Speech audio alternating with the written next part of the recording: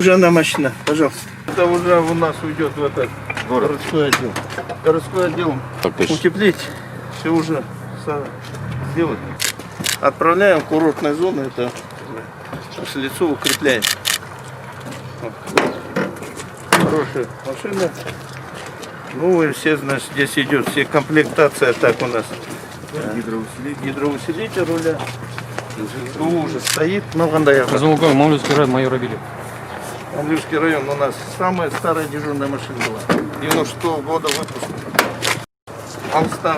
Аудан я оларда бір ауылға дейін барғанда 300 шақырым, я.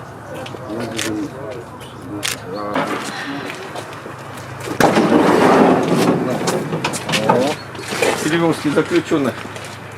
У нас действительно этот автопарк вообще устарел. Машины, которые были, им 10 лет, 10-12 лет, которые прогнили. У нас это для перевозки наших заключенных в областном центре подворяемости и задержанных. 128. У вас должна такая машина.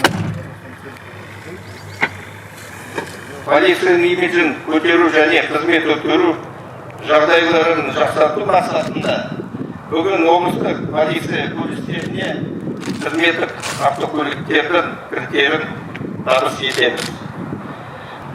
Құрметті әріптестер, сіздерді бүгінгі қуанышты күнімен құттықтаймын. Сіздерге мықты денсаулық, қызметтеріңізге абыроймен сәттілік тілеймін. Майор полиции Бекжанов, начальник отдела тылового обеспечения УП города Петропавловска. Для вручения ключей прибыл.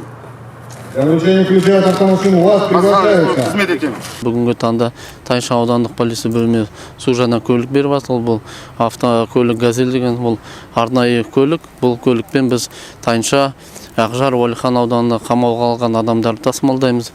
Сонымен қатар Тайынша аудандық полиция бөлімінде 38 арнайы көлік бар.